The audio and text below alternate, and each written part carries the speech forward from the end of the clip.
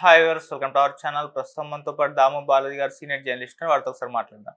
Sir నమస్కారం. నమస్తే. Sir, Aghori మళ్ళీ తెలంగాణకు రావడం మనం చూసాం సార్. హనుమాన్ టెంపుల్ దర్శించుకుంది, ఆ తర్వాత ఇంకొద్ది హడావిడి చేస్తుంది. అయితే ఇప్పుడు ఆమె ఒక శపథం పూనుకుంది. అది కూడా రేవంత్ రెడ్డి గారిని సీఎం సీట్ నుంచి దించేంత వరకు నేను ఈ తెలంగాణ వదిలి పోలేను, ఇక్కడే తాంత్రిక పూజలు చేస్తానని చెప్పినట్టుగా వార్తలు అయితే వినిపిస్తున్నాయి సార్. నిజంగా మరి సీఎం రేవంత్ రెడ్డి గారిని దించడానికి మరి తాంత్రిక పూజలు చేస్తుందా, మరి ఇక్కడేమన్నా తెలంగాణలో గొడవలు సృష్టించే ప్రయత్నాలు ఏమన్నా చేస్తుందా అన్న చర్చ కూడా జరుగుతుంది సార్. మీరేం చెప్తారు సార్ దీని గురించి?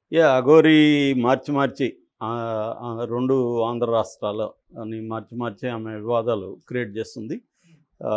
మొదట్లో యాక్చువల్గా ఆమె లడ్డు వివాదం టైంలోనే తిరుమలకి రావడం, కాకపోతే అక్కడ ఎవరిని పట్టించుకోలేదు. ఆ తర్వాత కూడా తెలంగాణలో కూడా ఆమె వచ్చింది, కానీ ఎవరు ఇక్కడ పట్టించుకోలేదు. అయితే ఆమెకు లక్కీగా ఒక అవకాశం కలిసి వచ్చింది. అదేంటంటే కుమ్మరిగూడ, హైదరాబాద్లో సికింద్రాబాద్ ఏరియాలో ఉండే టెంపుల్ ఏదైతే ఉందో టెంపుల్లో ఈమె విగ్రహాన్ని పగలగొట్టడం, ఎవరు సల్మాన్ అనే ఒక వ్యక్తి. సో అక్కడి నుంచి ఈమె దాన్ని క్యాప్చర్ చేసుకొని పబ్లిసిటీలోకి రావడం, ఇవన్నీ చేసింది. దాని తర్వాత ఇక్కడ అనేక గొడవలకు కారణమైంది. దాంతో ఆత్మార్పణ చేసుకుంటాను అని బెదిరించడం, ఇవన్నీతో పోలీసులు ఆమె కౌన్సిలింగ్ ఇచ్చి వాళ్ళ ఇంట్లో వాళ్ళతో మాట్లాడి ఆమెను పంపించేశారు. అక్కడి నుంచి కేదార్నాథ్ వెళ్ళడం, మళ్ళీ తమిళనాడు వెళ్ళింది, మళ్ళీ ఆంధ్రప్రదేశ్కి కార్తీక మాసం సందర్భంగా శైవ క్షేత్రాలన్నింటినీ నేను దర్శించుకుంటానని చెప్పి అక్కడికి వెళ్ళింది. అక్కడి నుంచి అక్కడ వివాదాలే, అక్కడ కూడా సైలెంట్గా లేదు ఆమె. అక్కడ కూడా అనేక వివాదాలు క్రియేట్ చేసింది. శ్రీకాళహస్తిలో న్యూడిగా టెంపుల్లోకి వెళ్తానంటూ వాళ్ళు ఒప్పుకోకపోతే పెట్రోల్ పోసుకొని నేను ముట్టించుకుంటా ఉంది, కానీ అది పెట్రోల్ కాదని కూడా నిన్న వార్తలు వస్తున్నాయి. సో ఆ తర్వాత రోడ్డు మధ్యలో కూర్చొని ధర్నా చేసింది, ఎందుకంటే కారు నుంచి పడిపోతే నన్ను ఎవరు తోసేస్తారని. దాని తర్వాత కృష్ణానదిలో దూకి చచ్చిపోతాను కారుతో పాటు వెళ్ళడానికి ట్రై చేసింది. ఇలాగ అక్కడ కూడా పోలీసులు తల పట్టుకునే పరిస్థితి క్రియేట్ చేసింది. ఎందుకంటే ఈమె ఎక్కడున్నా ఇప్పుడు జనం కూడా విపరీతంగా వచ్చేస్తున్నారు పెద్ద ఎత్తున. ఎందుకంటే జనానికి ఏదో ఒక పాత క్రోత కొత్త వింతలాగా ఒక కొత్త అవతారంలో కనబడేసరికి వచ్చి కాళ్ళకు మొక్కడాలు, ఇంకా రకరకాల వ్యవహారాలు చేస్తున్నారు.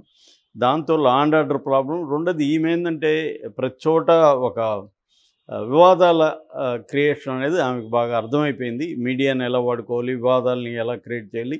ఏం లేదు, సింపుల్, నేను చచ్చిపోతానని చెప్పడమే, అంతకంటే ఎక్కువ వివాదాలు అవసరం లేదు. సో నేను చచ్చిపోతానని నేను చాలాసార్లు చెప్పాను, ఒక ఎమోషనల్ బ్లాక్మెయిల్ చిన్నపిల్లలు ఎలాగ చేస్తారో అలాగే ఒక ఎమోషనల్ బ్లాక్మెయిల్ అనేది చేస్తుంది. ఇప్పుడు కొత్తగా ఏమైందంటే ఈ కొంతకాలంగా ఒక 5-6 టెంపుల్స్ మీద దాడులు జరగడం, విగ్రహాలు ధ్వంసం జరగడం, అది తెలంగాణలో జరుగుతుంది. అంటే ఒక ప్యాటర్న్ లాగా జరుగుతుంది. దాంతో ఆమెకి మళ్ళీ కలిసి వచ్చింది. మళ్ళీ తెలంగాణలోకి అడుగుపెట్టింది. నిన్న శంషాబాద్లోకి వెళ్ళింది. నవగ్రహ దేవాలయాలు, పోచమ్మ, మెదక్లో ఏడుపాయల వనదుర్గమ్మ, ఈ దేవాలయాలంతా దర్శించుకుంది. జనం కూడా పెద్ద ఎత్తున వస్తున్నారు. పోలీసులు ప్రొటెక్షన్ ఏర్పాటు చేశారు. ఈ క్రమంలో ఒక వార్త వైరల్ అవుతుంది. అదేంటంటే ఆమె తాంత్రిక పూజలు మొదలుపెట్టింది. ఈ తాంత్రిక పూజలు ఎందుకోసం అంటే ఇక్కడ రేవంత్ రెడ్డిని పదవి నుంచి దించేయడం కోసం అన్న ఒక వార్త వస్తుంది. ఆమె కూడా ఇప్పటికి 2-3 సార్లు రేవంత్ రెడ్డిని ఛాలెంజ్ చేసింది. నీకు దమ్ముంటే నేను తెలంగాణలోకి వస్తానన్ను, నువ్వు ఆపు చూద్దామని ఛాలెంజ్ చేసింది. దాని తర్వాత రేవంత్ రెడ్డిని దించే వరకు నా పోరాటం ఆపను, ఎందుకంటే ఇదంతా రేవంత్ రెడ్డికి తెలిసి జరుగుతుంది అని కూడా ఆమె వార్నింగ్ ఇచ్చింది. బట్ కాంగ్రెస్ నాయకులైతే ఇప్పటివరకు ఎవరు కూడా పెద్ద స్థాయిలో స్పందించట్లేదు. ఈమె స్పందిస్తే అనవసరమైన ఇంపార్టెన్స్ ఇచ్చినట్టు అవుతుందని వాళ్ళు సైలెంట్గా ఉన్నారు. సో పోలీసుల స్థాయిలోనే ఈమెను డీల్ చేస్తున్నట్టుగా మనకు కనబడుతుంది. సో ఇప్పుడు పోలీసులు ఈమెను ఒక 6 నెలల పాటు బహిష్కరించాలి అన్న ఆలోచనలో ఉన్నట్టుగా తెలుస్తుంది. ఎందుకంటే గతంలో కూడా కత్తమహేష్ను, ఇంకొక స్వామిని అలాగ బహిష్కరించారు. అలాగా ఇప్పుడు కూడా ఎందుకంటే ఇది న్యూసెన్స్ లాగా తయారైంది, రోజుకొక గొడవ క్రియేట్ చేస్తుంది. సో అందువల్ల బహిష్కరిస్తే సరిపోతుంది అన్న ఆలోచనలో ఉన్నట్టుగా ఉన్నారు. ఒకవేళ అది చేయకపోతే ఈమె రోజుకి ఇంకా తెలంగాణలో కూడా ఇది చేసే, అక్కడ ఆంధ్రప్రదేశ్లో ఈమెను బార్డర్ దాటించి పంపించారు. తెలంగాణలో ఒకసారి ఆల్రెడీ బార్డర్ దాటించి మహారాష్ట్రలో వదిలేసి వచ్చారు. అయినా మళ్ళీ ఆమె వచ్చిందంటే ఆమెకి వివాదాల నుంచి బయటకు పోవడం ఇష్టం లేనట్టుగా కనబడుతుంది. నిజానికి టెంపుల్స్ దాడులు అనేవి బీజేపీ పేటెంట్. మామూలుగా ఎక్కడ టెంపుల్స్ దాడులు జరిగినా బీజేపీ రంగంలోకి దిగి బీజేపీ చూసుకుంటుంది. కానీ ఇప్పుడు ఆ పేటెంట్ ఈమె తీసుకుంది. అట్లాగే సనాతనం అనేది ఈ మధ్యకాలంలో పవన్ కళ్యాణ్ పేటెంట్, దాన్ని కూడా ఈమె తీసుకుంది. ఇప్పుడు ఆమె 2 డిమాండ్లు ప్రధానంగా చేస్తుంది. ఒకటేమో సనాతన ధర్మం కోసం నేను పోరాడతానని ఒకటి చెప్తుంది. రెండోదేమో మహిళల భద్రత. ఈ 2 చెప్తుంది. ఇందులో మహిళల భద్రత అంటే అందరికీ అర్థమవుతుంది. ఆమె మహిళల భద్రత కోసం ఏం చేయాలో చెప్పట్లేదు. మహిళల భద్రత కోసం నేను పోరాడతాను అంటుంది. అంటే మహిళల భద్రత కోసం పోరాడడం అంటే ఏంటి? నీ ప్రోగ్రామ్ ఏంటి? ఏం చేయాలి? ప్రభుత్వం మహిళల భద్రత కోసం ఏం చేయాలి? కొత్తగా ఏమన్నా కాంక్రీట్ ప్రపోజల్స్ కానీ, కాంక్రీట్ ప్రోగ్రామ్ కానీ ఆమె ఏమీ చెప్పట్లేదు. ఇప్పుడు అనేక మహిళా సంఘాలు పనిచేస్తున్నాయి. మహిళల భద్రత కోసం అనేక సంస్థలు పనిచేస్తున్నారు. వాళ్ళకు ఒక ప్రోగ్రాం ఉంటుంది. ఏదన్నా జరిగినప్పుడు వాళ్ళు వెళ్ళి చేయడం. ఇప్పుడు అనేకం జరుగుతున్నాయి. ఆ స్పెసిఫిక్ ఇన్సిడెంట్లకు సంబంధించి మేము ఎప్పుడూ రావట్లేదు. మరి నెక్స్ట్ ఏమన్నా అది కూడా రంగంలోకి దిగుతుందేమో చూడాలి. రెండవది సనాతన ధర్మాన్ని కాపాడడం. అదైతే విచిత్రం. ఎవరికి సనాతన ధర్మం ఏందంటూ ఒకడు చెప్పుడు. సనాతన ధర్మం ఏంటి? దాని డెఫినేషన్ ఏంటి? దాన్ని ఎందుకు కాపాడాలి? అది ఎందుకు ప్రమాదంలో ఉంది? ఎవరి నుంచి ప్రమాదం ఉంది? దాన్ని కాపాడడం అంటే ఏంటి? ఎందుకు కాపాడాలి? ఎవరికి ఉపయోగం దాన్ని కాపాడడం వల్ల? ఈ విషయాలు చెప్పట్లేదు.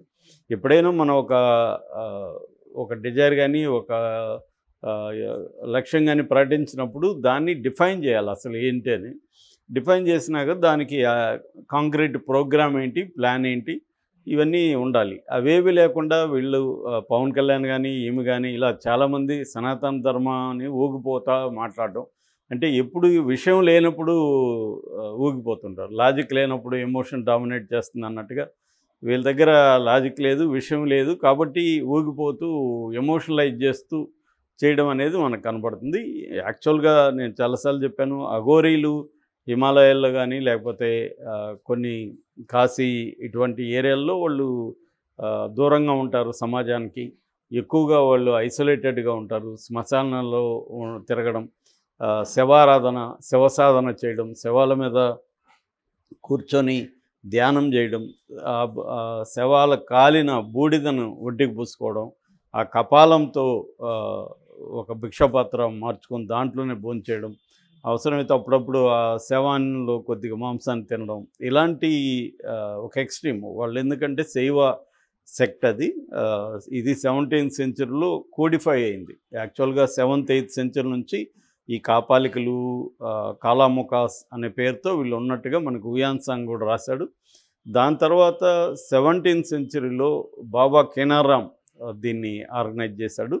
సో ఆ కాంటెక్స్ట్లో అక్కడి నుంచి ఇదొక సెక్ట్ లాగా, అఘోరీ సెక్ట్ లాగా ఏర్పడి వాళ్ళకి కొన్ని రూల్స్ అవన్నీ ఫామ్ అయినాయి.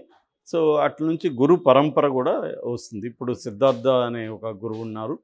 సో ఇక్కడ నుంచి ఏంటంటే అఘోరీలు ఒక ఎక్స్ట్రీమ్ లైఫ్ని ఫాలో అవుతుంటారు. వీళ్ళు మెయిన్ స్ట్రీమ్ హిందూయిజంలోకి కూడా రారు.